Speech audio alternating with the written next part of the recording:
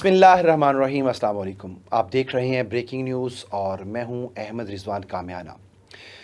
नाज़रीन, नसू एक औरत नुमा आदमी था, बारीक आवाज़, बग़ैर दाढ़ी और नाजुक अंदाम मर्द। वो अपनी ज़ाहिरी शक्ल सूरत से फ़ायदा उठाते हुए ज़नाना हमाम में औरतों का मसाज करता और मैल उतारता था। कोई भी इसकी हकीकत नहीं जानता था, सभी उसे औरत समझते थे। ये तरीका उसके लिए ज़रिए मुआश भी था और औरतों के जिस्म से लज्जत भी लेता था। कई बार ज़मीर की मुलामत करने पर उसने इस काम से तौबा भी की, लेकिन हमेशा तौबा तोड़ता रहा। एक दिन बादशाह की बेटी हमाम गई। हमाम और मसाज करने के बाद पता चला कि उसका ग्रां बहा गौहर खो गया है। बादशाह की बेटी ने हुक्म दिया कि सबकी तलाशी ली जाए। सबकी तलाशी ली गई, हीरा नहीं मिला। नसू रुसवाई के डर से एक जगह छुप गया। जब उसने देखा कि शहजादी की कनीज़ें उसे ढूंढ रही हैं, तो सच्चे दिल से खुदा को पुकारा और खुदा की बारगाह में दिल से तौबा की और वादा किया कि आइंदा कभी भी ये काम नहीं करूँगा। ए अल्लाह, आज मेरी राज रख लेना। दुआ मांग ही रहा था कि अचानक बाहर से आवाज़ सुनाई दी कि नसू को छोड़ दो, हीरा मिल गया है।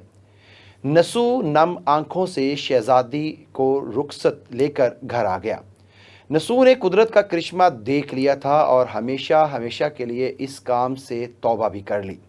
कई दिनों से हमाम न जाने पर एक दिन शहजादी ने बुलावा भेजा कि हमाम आकर मेरा मसाज करे, लेकिन नसू ने बहाना बनाया कि मेरे हाथ में दर्द है, मैं मसाज नहीं कर सकता। नाजरीन, नसू ने देखा कि इस शहर में रहना इसके लिए मुनासिब नहीं। सभी औरतें इसको चाहती हैं और इसके हाथ से मसाज लेना पसंद भी करती हैं।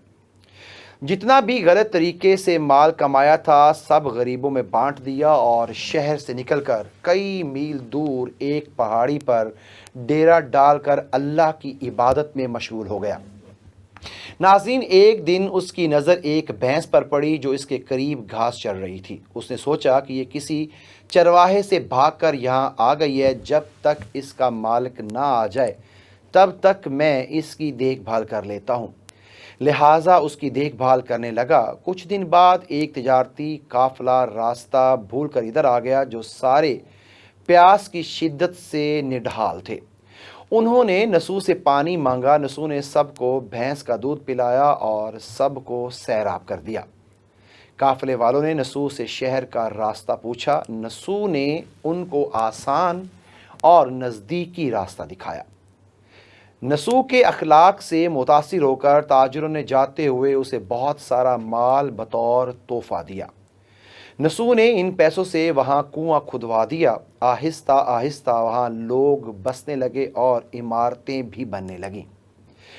वहाँ के लोग नसू को बड़ी इज्जत और एहतराम की निगाह से देखते थे। रफ्ता रफ्ता नसू की नेकी के चर्चे बादशाह तक जा पहुँचे। बादशाह के दिल में नसू से मिलने का इश्तियाक पैदा हुआ। उसने नसू को पैगाम भेजा कि बादशाह आपसे मिलना चाहते हैं, मेहरबानी करके दरबार तशरीफ़ ले आएं। जब नसू को बादशाह का पैगाम मिला, उसने मिलने से इनकार कर दिया और माजरत चाही कि मुझे बहुत सारे काम है, मैं नहीं आ सकता। नाज़रीन, बादशाह को जब ये खबर मिली तो बड़ा ताज्जुब हुआ, मगर उस बेनियाजी को देखकर मिलने की तलब और बढ़ गई। बादशाह ने कहा कि अगर नसू नहीं आ सकते तो हम खुद उसके पास जाएंगे। जब बादशाह नसू के इलाके में दाखिल हुआ, खुदा की तरफ से मलकुल मौत को हुक्म हुआ कि बादशाह की रूह कब्ज़ कर ले। चूंकि बादशाह बतौर अकीदतमंद नसू को मिलने आ रहा था और रियाया भी नसू की खूबियों की गर्विदा थी, इसलिए नसू को बादशाह के तख्त पर बैठा दिया गया। नसू ने अपने मुल्क में अदलो इंसाफ का निज़ाम कायम किया। वही शहजादी जिसे औरत का भेस बदल कर हाथ लगाते हुए भी डरता था, उस शहजादी ने नसू से शादी कर ली।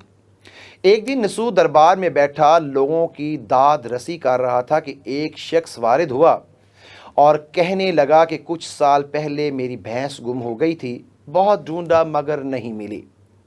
برائے مہربانی میری مدد فرمائیں۔